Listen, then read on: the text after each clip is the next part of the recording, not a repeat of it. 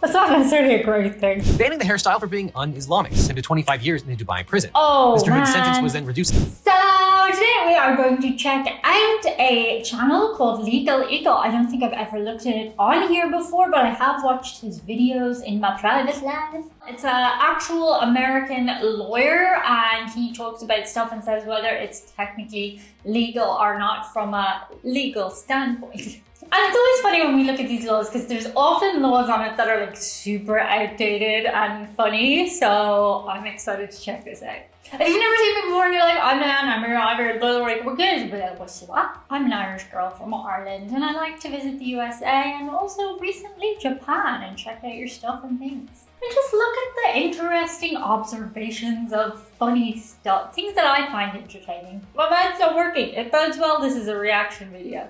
As always, I will leave the link to the original video in the comments, so if you're like, damn, stop talking, why are you here? Go watch the original video. America is the freest, most freedom-full country in the entire world, despite what some hack YouTube lawyer says. And for those traveling internationally for the first time, you may be surprised to learn that many American rights, freedoms, and values are not universally held abroad. In fact, one country's liberty can be another country's crime. But in fact, we Americans are so constantly surrounded by so much freedom that we often just take it for granted. Like David Foster Wallace's metaphor, one fish asks another, how's the water today? And the other fish shoots him with an AR-15. If you've spent your entire life in the land of the free and home of the brave, it can be easy to overlook the other countries that are in fact not America. There are tons of rights and activities that are perfectly legal in the United States, but could land you in some hot water if you tried it in another country. Interesting, because he's kind of touching upon it here without saying it, is if you've ever not read the Global Freedom Index, it is super, just pure interesting, like a little rabbit hole you can go down. And as far as I understand it, on the Global Freedom Index, America has never ranked particularly highly, which is obviously interesting because it's like the motto of America that it has so much freedom. But interested in hearing what he has to say today. Like the mullet hairstyle, for example. The mullet, that iconic hairstyle of 1980s actors, rock stars, and athletes, really has no business continuing to exist in the 21st century. They had a comeback this year. It still does. But this is America, damn it, where you don't have to fight for your right to party in the back and business in the front. But if you want to cosplay as Joe Dirt or compete in the USA Mullet Championships, yes, that is a very real thing that people do, then it is your right as an American to look like an idiot. Well, I mean, it's definitely a hipster thing. I've seen hipsters do it a lot in Europe. Not as much as America. I think a lot of people in America, correct me if I'm wrong in comments, but do it unironically, right? Ugh. In fact, that might be the most fundamental American right that there is. But for certain freedom-hating countries trying to save you from yourselves, the mullet and other crimes of fashion constitute a criminal offense. For example, in 2010, Iran's Ministry of Culture officially said goodbye to mullets, banning the hairstyle for being un-Islamic. In an effort to rid the country of so-called decadent Western haircuts, Iran launched a crackdown on mullets, elaborate spikes, and long hair, because nothing says decadence like the mullet. That's crazy. I mean, I know North Korea has like a thing about like you can only have particular haircuts, but I didn't think anywhere else did it. That's wild, being told how to cut your hair. In years leading up to the ban, police have actually raided barbershops that offer these disfavored hairstyles. After the ban, violators have been subject to fines and impromptu haircuts by the police for violating these standards. Government officials have even gone to hairdressing trade shows to outline what haircuts are legal. Also, in 2021, North Korea launched its own war against mullets and other foreign styles. In an effort to crack down on so-called non-socialist hairdos, the rogue communist country outlawed mullets and spiky dyed hair, while also enlisting the state-run Socialist Patriotic Youth League to act as literal fashion police against the banned cuts. Nose and lip piercings, skinny jeans, and branded t-shirts were also outlawed. I mean, some of those should be outlawed. No, but realistically, like, obviously you should be allowed to wear whatever you want, whether I think it looks good or not. It's entirely up to you. Although I do think, like, recently I saw there was a particular place where people work and they had cracked down on uniform there. There is no reason for her being cryptic. It's Starbucks. I was like, well, that's the thing about going to work. Like, if you're going to work for somebody else, they kind of have the right to tell you what to wear when you're there. That rhymes.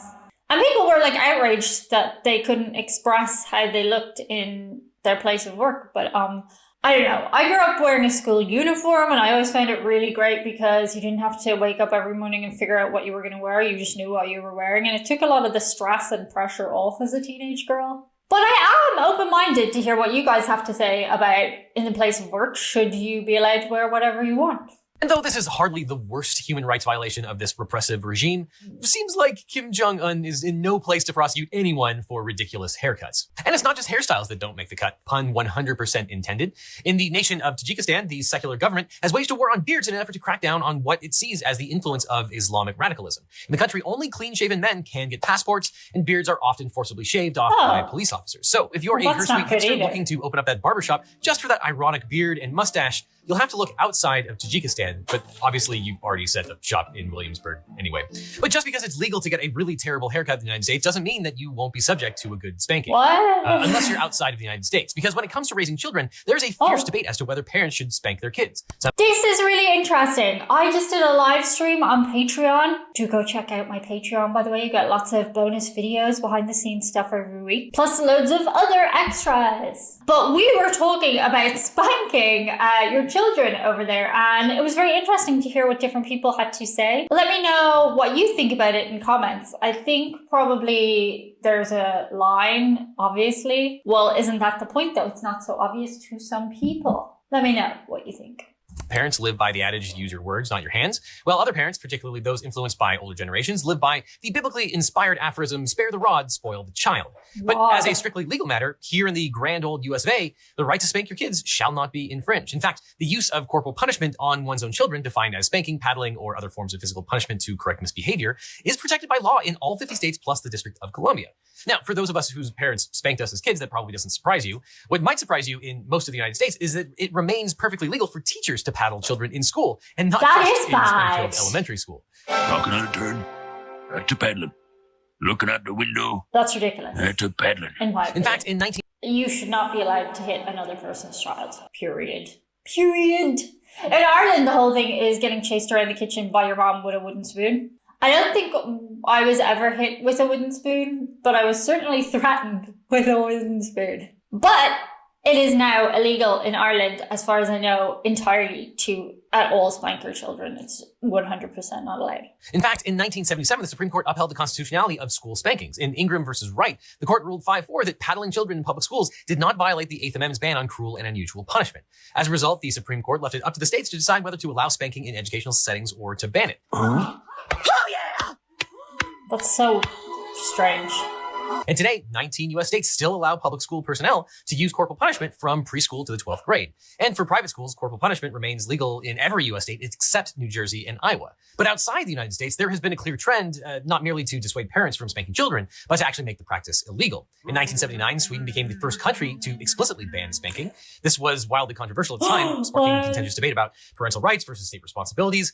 And some Swedish headlines at the time included, quote, Swedes have gone mad and the government takes charge of parenting in Sweden. But over the past 4 decades, the trend against spanking has been on the rise all over the world. In fact, according to the American Spanking Institute, in conjunction with Mothers for Hand Smacking, I'm just kidding, I made both of those just up. You gotta stay on your toes. No, I mean, according to the Global Initiative to End All Corporal Punishment of Children, a total of 63 countries have made smacking children illegal in any setting, including at home. And countries on this list span 5 continents, and in 2022, Wales became the latest country to ban the practice. And the bans are even more numerous in school settings, with corporal punishment in schools now outlawed in 135 countries. I want to see that picture.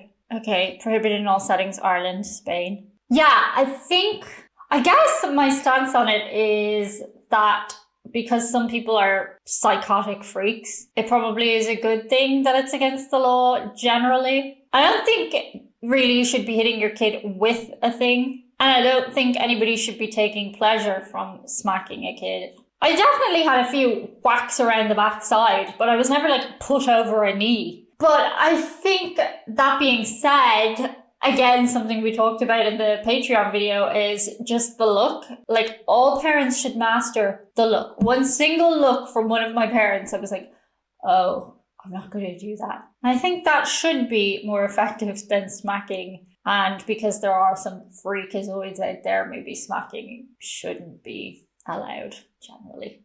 Oh, you better believe that's a paddling.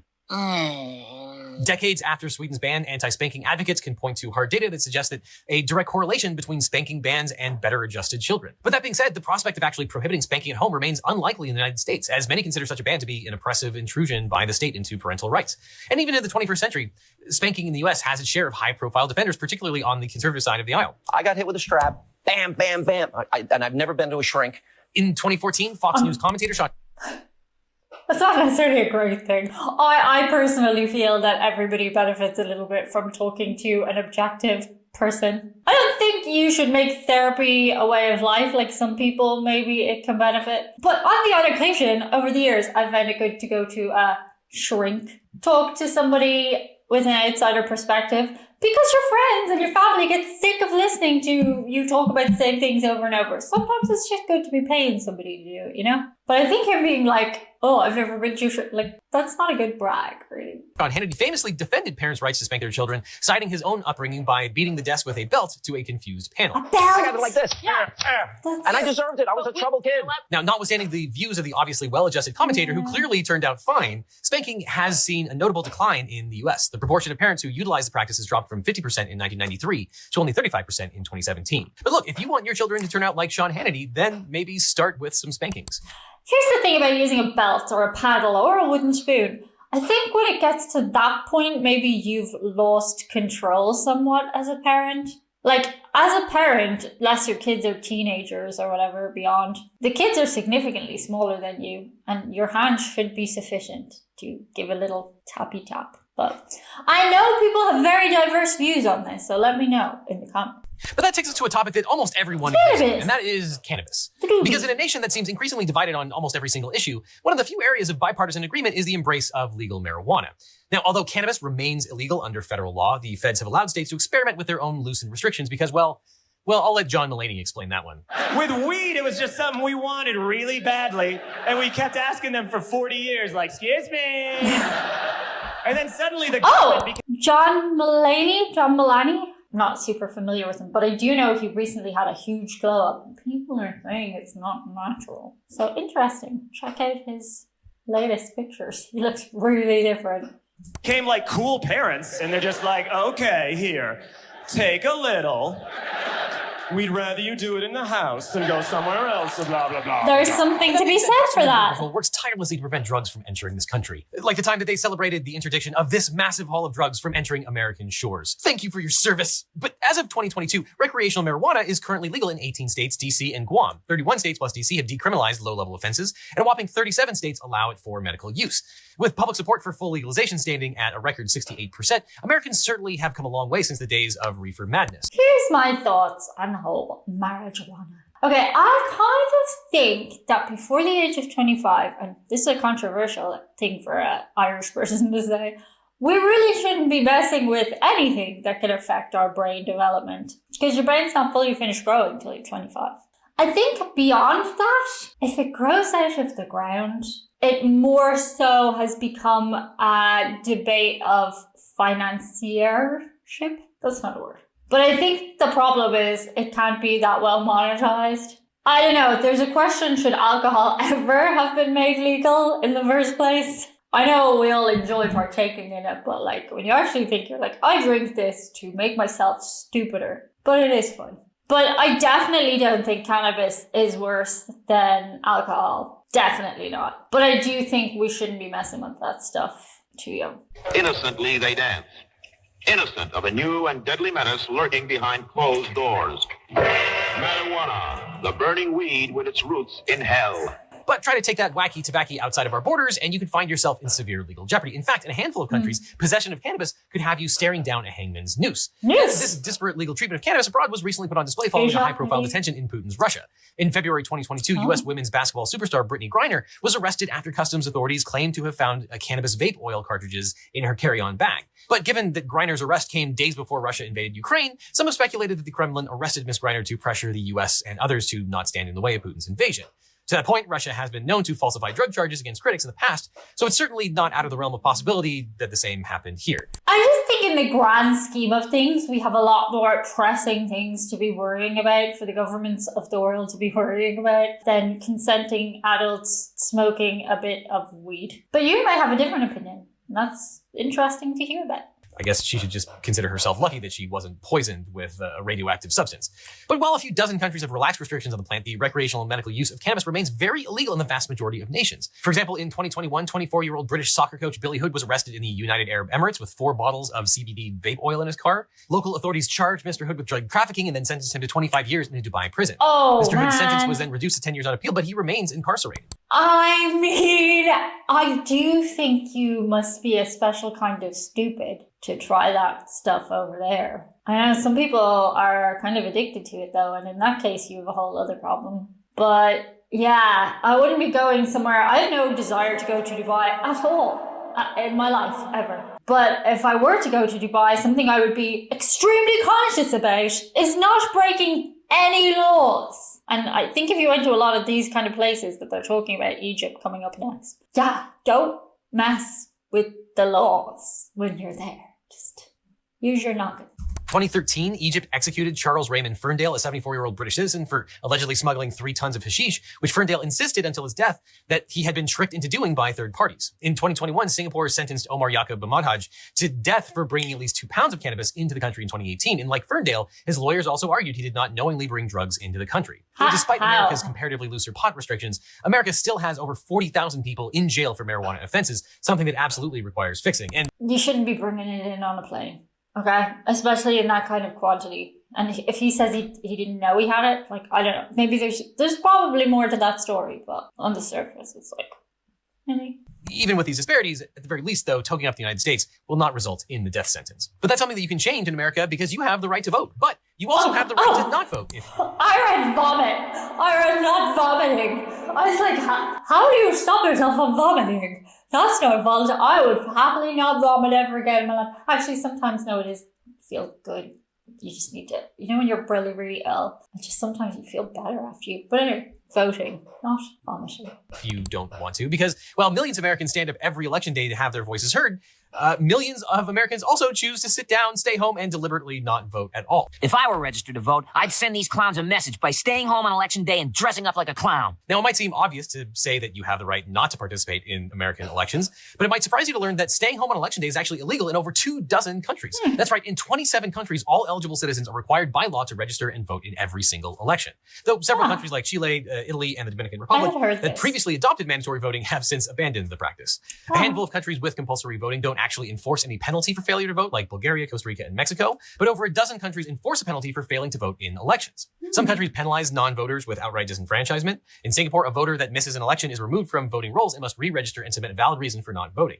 Other countries issue fines and can even result in jail time. Brazil requires all eligible citizens, excluding the illiterate, voters aged 16 and 17, and those aged 70, to vote or be subject to a fine of less than $1.